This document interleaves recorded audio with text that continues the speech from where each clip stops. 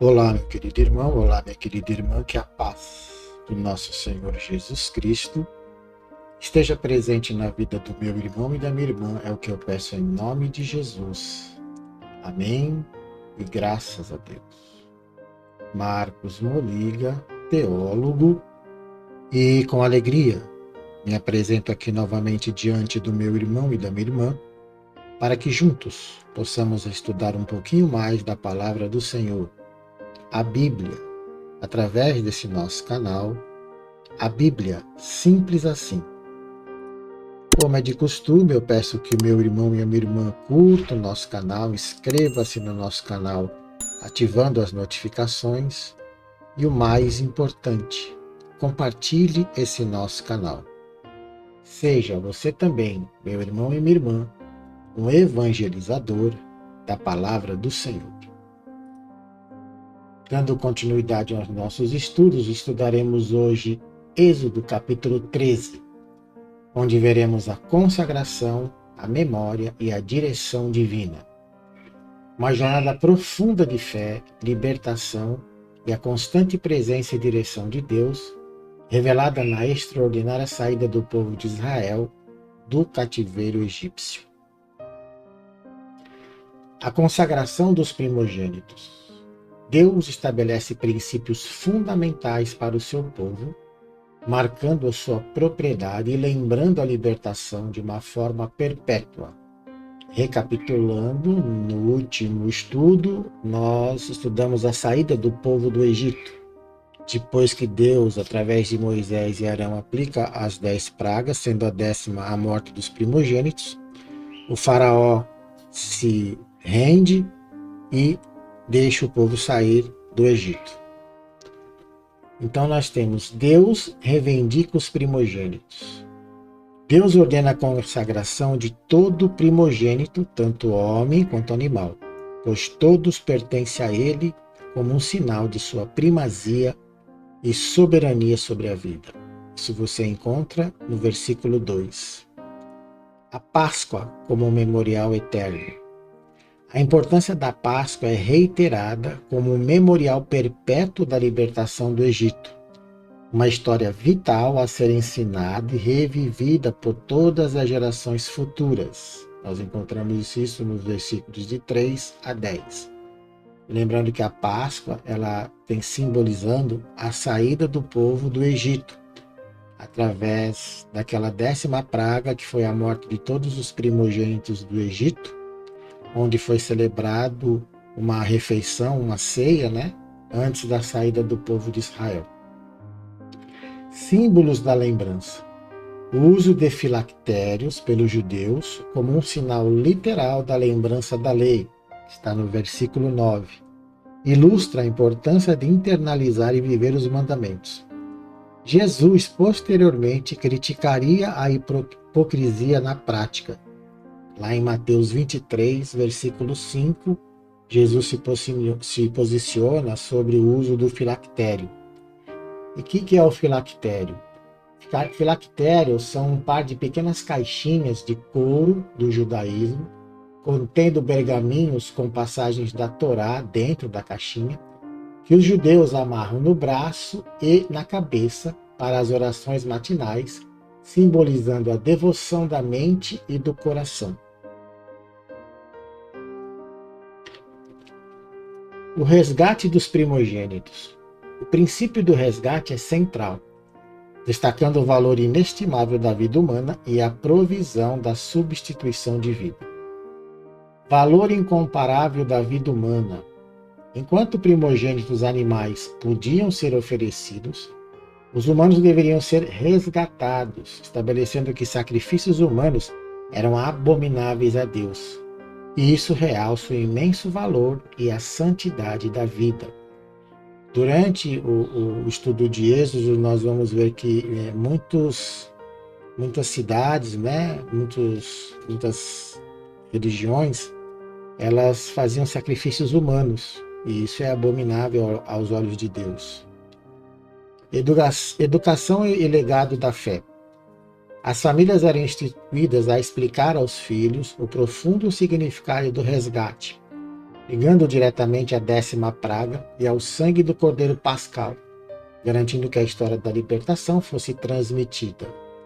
Então, as famílias eram instruídas a explicar para os filhos como foi o processo da saída do povo do Egito, através da Páscoa, a celebração da Páscoa.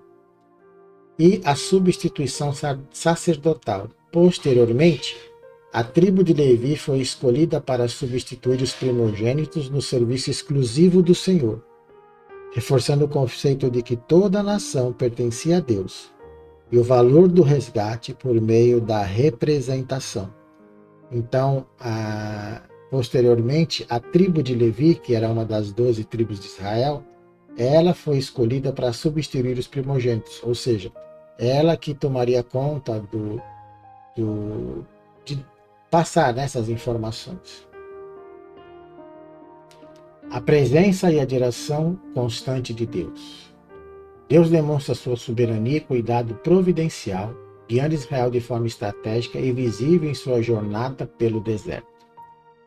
Direção estratégica e proteção divina. Deus, em sua infinita sabedoria, não conduziu Israel pelo caminho mais curto em direção à terra prometida, mas pelo deserto, para evitar confrontos prematuros e desanimadores com os filisteus, protegendo-os de uma possível desistência da jornada. Está no versículo de 17 a 18.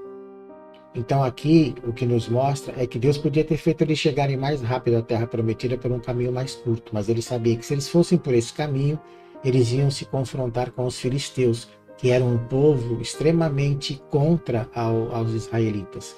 Isso poderia gerar uma desistência da jornada. Fidelidade às promessas ancestrais. Moisés, com uma profunda fé e obediência à aliança, levou consigo os ossos de José, cumprindo uma promessa feita séculos antes. Este ato simbólico é um poderoso testamento de fidelidade inabalável de Deus e de fé dos patriarcas. José foi o responsável do povo de Israel ir para o Egito. Não sei se vocês lembram, mas a gente já estudou isso. José foi vendido como escravo pelos seus irmãos, foi para o Egito. Lá ele sofreu inúmeras injustiças, mas Deus, com toda a sua misericórdia, fez com que ele se tornasse o governador do Egito. Ele era abaixo do faraó. E isso fez com que ele trouxesse a sua família para o Egito. E lá no Egito, os israelitas cresceram de uma forma enorme, o que fez com que o faraó, na época, ficasse com receio e passou a escravizá-los. E José, antes de morrer, pediu que os seus ossos fossem enterrados na terra prometida, e Moisés cumpriu isso. E quais as lições que nós temos de Êxodo 13 para a nossa vida atual? O capítulo 13 de Êxodo oferece verdades eternas e princípios atemporais, que continuam a ressoar e nos guiar em nossa jornada de fé nos dias de hoje. Primeiro, a dedicação e consagração total. A consagração dos primogênitos nos lembra que tudo o que temos e somos pertence integralmente a Deus.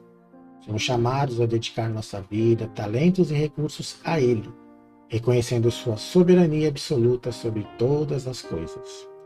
Redenção e salvação em Cristo. A Páscoa é o resgate dos primogênitos.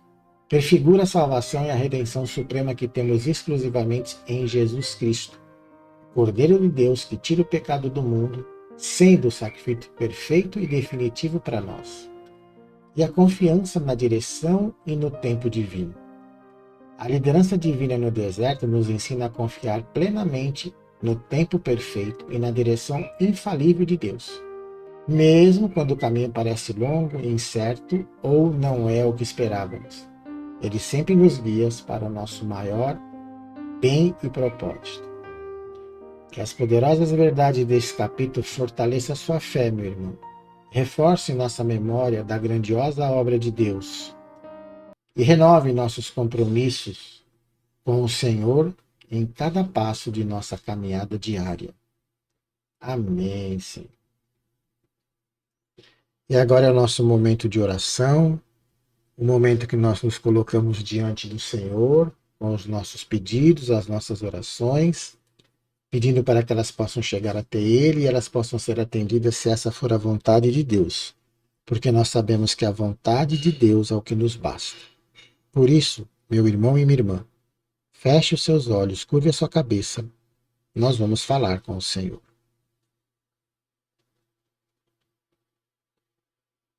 Bondoso Pai, em o nome do teu Filho amado Jesus, nós te agradecemos por mais este instante em que nos reunimos aqui diante de ti, Senhor, e oferecemos os nossos pedidos, as nossas orações. Que elas possam chegar até ti como um aroma agradável e que possam ser atendidas se essa for a tua vontade, porque nós sabemos que a tua vontade e a tua graça é que nos basta. Senhor, eu coloco aqui diante de ti todos aqueles que se encontram enfermos, todos aqueles que se encontram desempregados, todos aqueles que se encontram numa situação onde ele não vê saída. Em nome de Jesus eu te peço, Pai, que o Espírito Santo do Senhor coloque a sua mão sobre cada um desses teus filhos e lhes mostre a luz que é o Senhor, Pai, e que eles possam encontrar o seu caminho. Neste instante eu oro por todos os enfermos que se encontram no leito de hospital, que se encontram em suas casas, adoecidos numa cama, Senhor, em nome de Jesus. Recupera, Senhor, esses teus servos, fortalece o organismo deles e, acima de tudo, a alma deles, Senhor. E que eles possam se restabelecer e se fortificar diante de Ti em Teu santo nome. É o que eu peço e agradeço no santo nome do Teu Filho amado Jesus. Amém. E graças a Deus.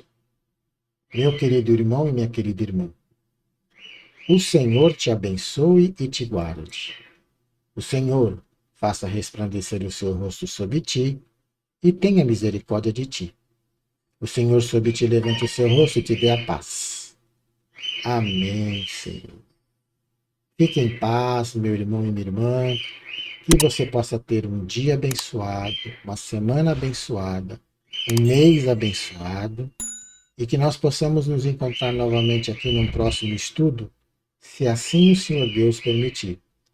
Um forte abraço a todos e fiquem com Deus.